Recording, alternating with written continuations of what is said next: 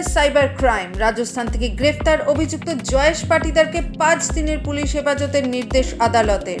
খবর, গত 9 এপ্রিল দুর্গাপুরের এক ডাক্তারের মোবাইলে আপনার বাড়িতে একটা দুর্ঘটনা ঘটেছে এই বলে একটা ফোন আসে।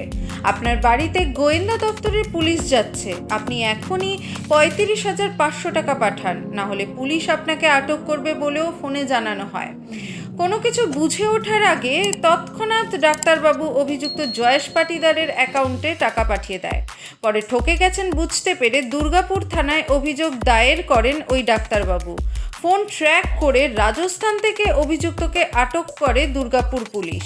মঙ্গলবার দুর্গাপুর আদালতে অভিযুক্তকে পেশ করা হয়। 5 দিনের পুলিশি হেফাজতে অভিযুক্ত Jayesh Patidar. Bureau report, lottery সংবাদ।